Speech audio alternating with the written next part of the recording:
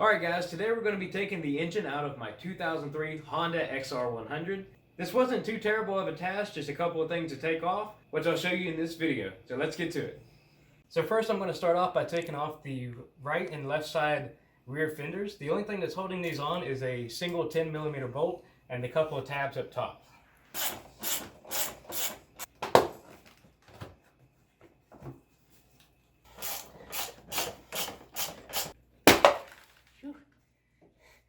And she was a stuck one. And now I need to go ahead and take off the seat, which just has these two bolts underneath the rear fender here. So one here and one here.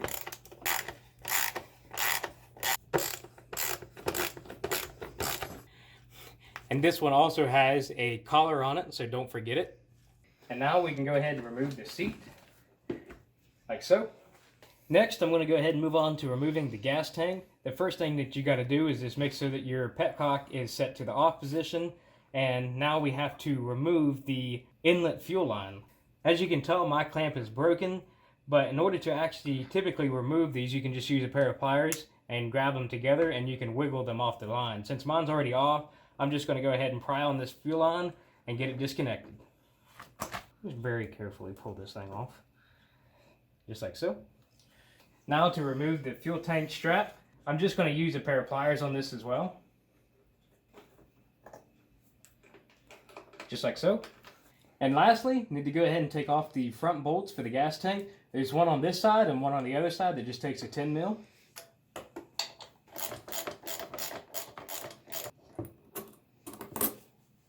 Now I can go ahead and fully remove the gas tank.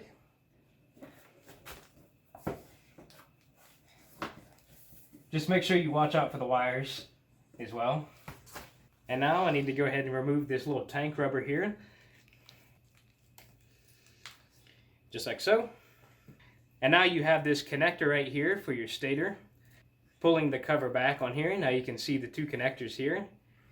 And these are just butt connectors, so they just pull apart. You pull it apart just like that one. Same thing with the other one. Just like so. So once you have both of these unplugged, you do need to pull them through the little wire covers that are soldered on or welded onto this frame here. So you got one of them here, another one right there. Now it's time to go ahead and get the exhaust off of here. So starting off, I'm going to go ahead and take off the exhaust flange bolts, which you have one here and one here. Also a 10mm.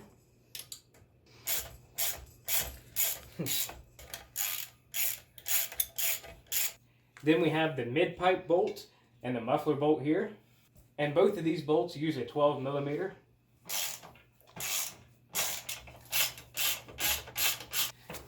And now the exhaust pipe can come off. And now to make things a little bit easier, I'm going to go ahead and take off the right-hand foot peg using these two bolts. This is also a 14mm bolt.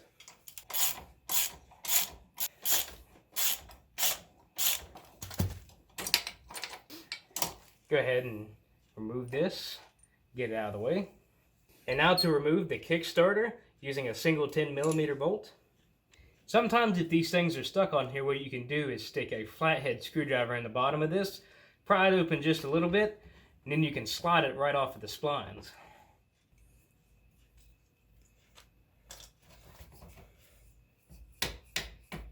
It's sliding in and out pretty easy now.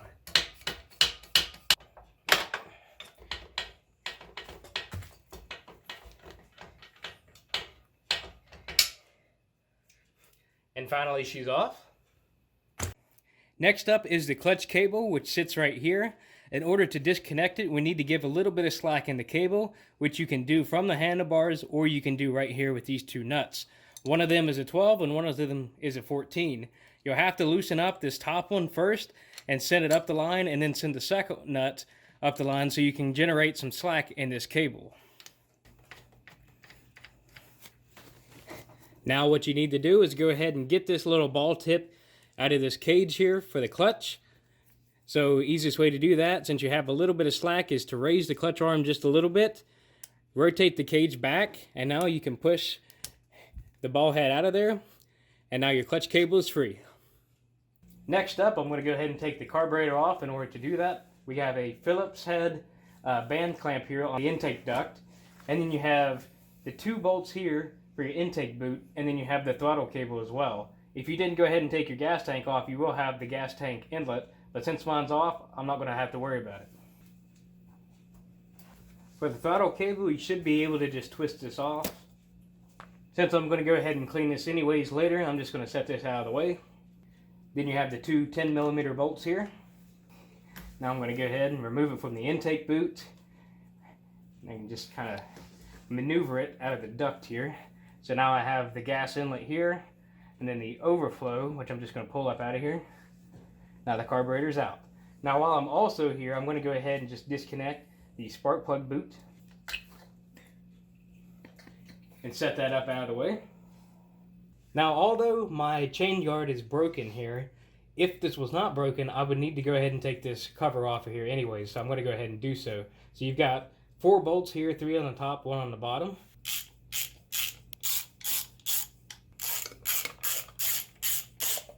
Then we can go ahead and remove the cover.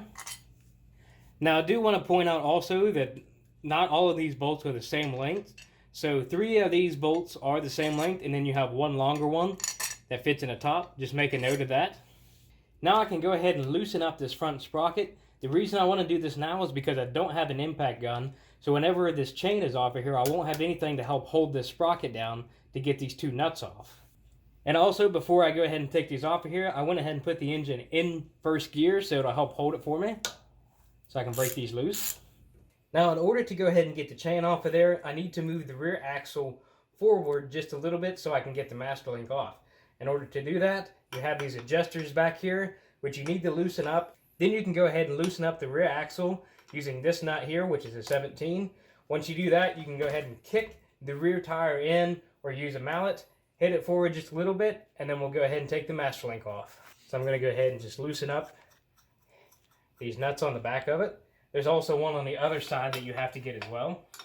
Now I can take my 17 on this side and a 14 on the other side to hold it down and loosen up this bolt.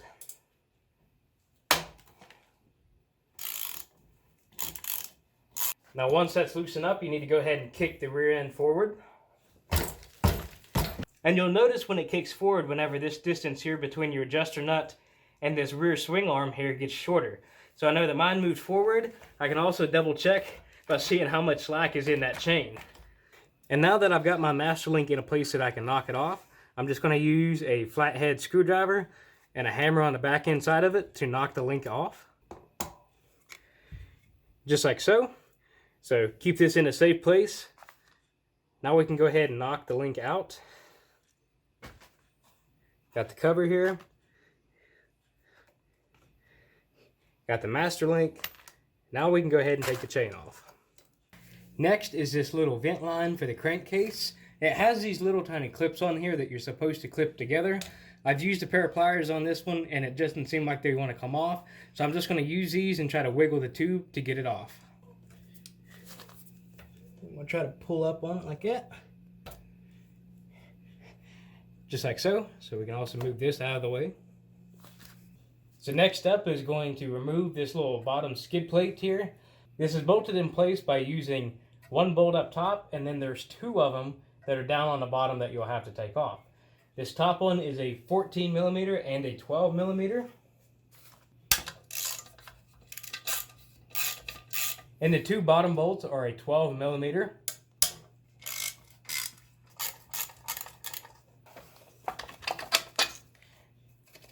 There we go. Skid plate is now removed. Now if you're at this point and you haven't drained the oil yet, now would be a good time to do it.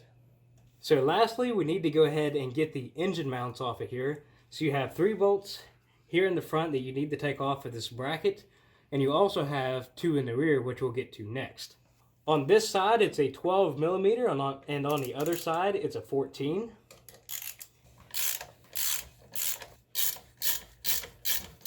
Also, if you can't get these bolts out, a little bit of a lift with a jack will also help. But since you already need a jack, you might as well use it.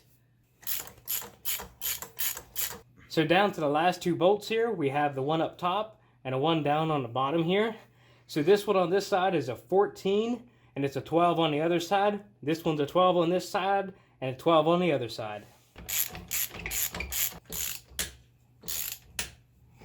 So now that both of these nuts are off of here for these bolts, What I'm going to try to do is go ahead and knock out both of these while trying not to knock the engine over. The only thing that's going to be holding it up here is the center collar that sits in the rear of the engine and this jack.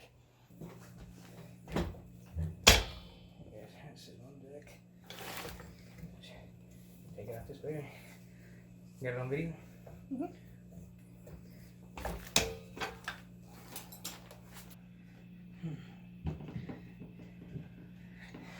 That wasn't so bad, was it? So here soon I will be taking this thing apart. I do want to split the case because this thing has been sitting for so long. I've probably got 1,000 miles on this thing. So I do want to go ahead and take it down. I want to place all the seals, all the bearings, clean out all the oil journals, check everything. So if you have any questions, comments, or concerns, please leave them below. And if you like more videos like this, please subscribe. Big old piece of mud falling off. Oh, that's like a collar. Where's the net? I guess there's a collar and there's supposed to be a net. It must have fell off with the rest of the mud.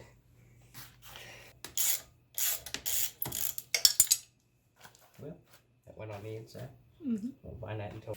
This one isn't that bad. It's still chunky. Okay. It's still pretty chunky. Mm-hmm. What do you think, Mrs. Cat? She done for?